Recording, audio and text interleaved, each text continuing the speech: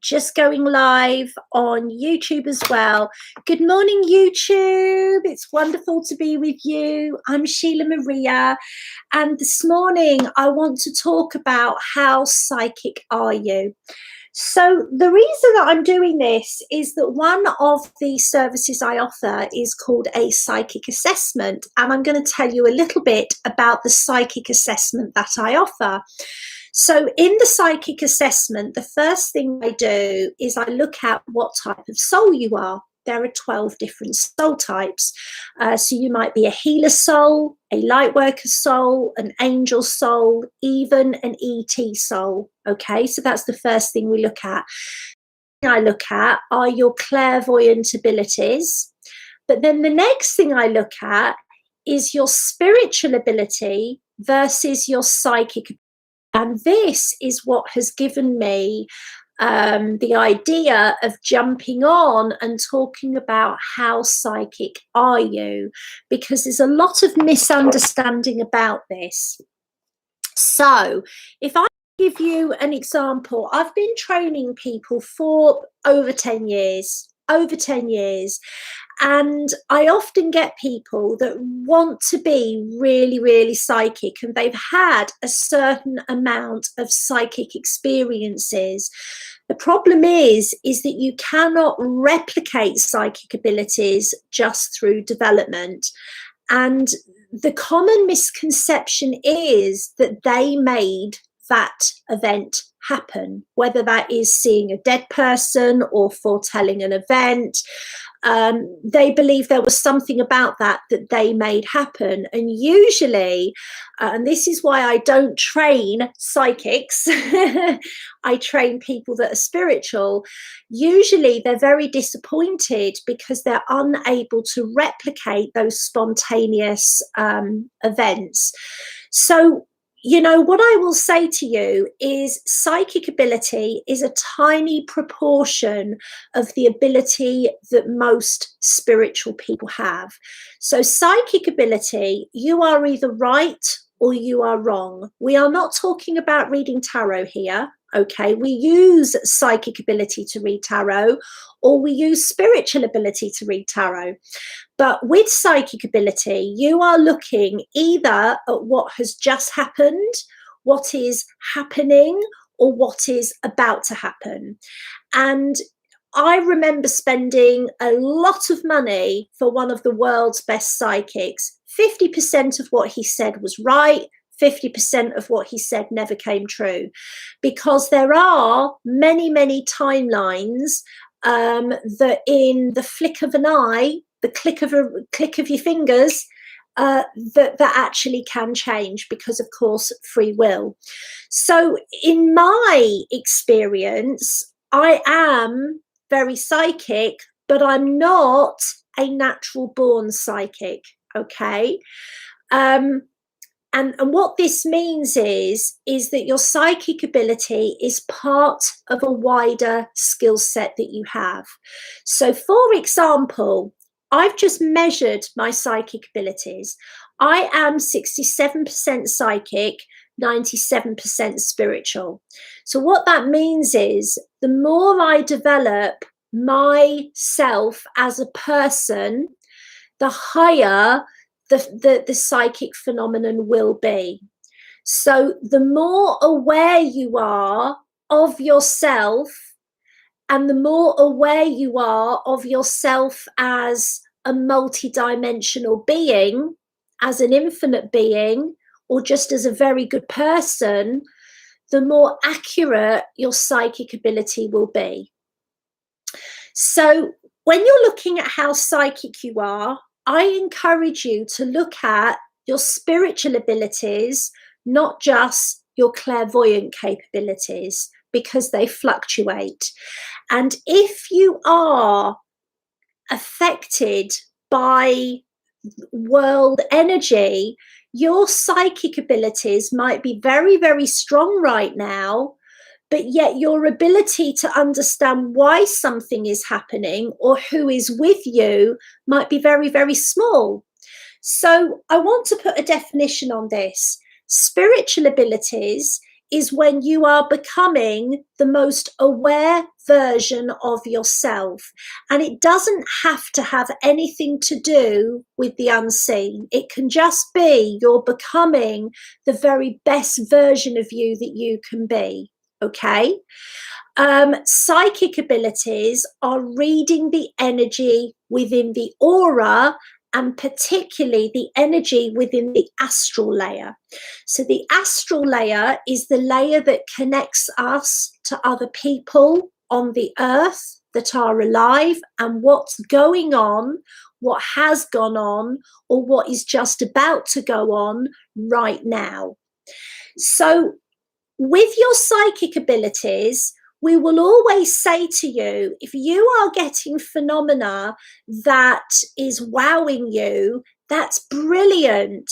If it suddenly drops away, it's usually because it's your guides indicating to you it's time to become more aware, and they've dangled that as a carrot. So sometimes when people come to me to work with me, they've gone through a certain amount of phenomena and then it all goes dead, and they're wondering if they're doing anything wrong. And they might be an evidential medium, they might be a tarot reader, they might be a healer. It doesn't really matter which discipline they work with. But usually their guides are saying, okay, we've given you a taste of what you can do. Now we want to see you do your bit. Okay. So if you are finding that your psychic abilities are suddenly going quiet, or if you feel as though the phenomena is stopping, or you're not getting as much clarity as you were, 99% of the time your guides were pushing that energy through, and it was a carrot to get you to take responsibility for going that extra mile. So the other thing we're going to say to you with your abilities, there are two types of development. There is psychic development and there is spiritual development. So I always say to people, trotting along to a psychic development group once a week on a Thursday night is all very well if you are very aware in your own life. But if you have issues in your own life, your psychic abilities won't get any stronger unless you are overcoming those issues. Whereas when you are developing spiritually, you are developing as the soul you really are. So that means you are working through your fears, you are working through your frustrations, you are coming to terms with where you are in your life, and you're very, very aware of your energy on a daily basis. So if you're doing that, your psychic abilities will get stronger than they've ever been. But if you're not doing that, they will probably die down pretty quickly. One of the ways that I measure how psychic somebody is I look at their clairvoyancy in 5 different levels. And then the next thing I look at, along with their soul type, is I look at what they contracted to come here and do. So I will look at whether they are a healer, are they a messenger, are they a way shower, or are they an alchemist? And if they are what we call a messenger, there are then another 5 disciplines that I look at to see what it is they should be doing. Are they a trance channel, an angelic channel, a conscious channel, an intuitive, a spokesperson? Those are the other 5 categories that I personally look at. So I also want to encourage you to try new things. Whether your psychic ability is just working overtime at the minute and you're really happy with it, or whether you want it to be stronger, have the confidence to try new things, have the confidence to work with new energies. A lot of healers are very psychic, but they don't take it to the next level and they stay within the healing field.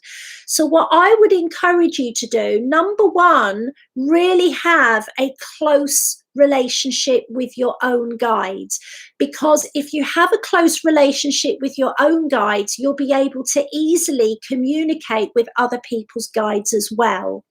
The other thing that we will say is that angel energy will always flesh out, it's like spiritual Botox, it will flesh out your abilities when you're trying to learn new things.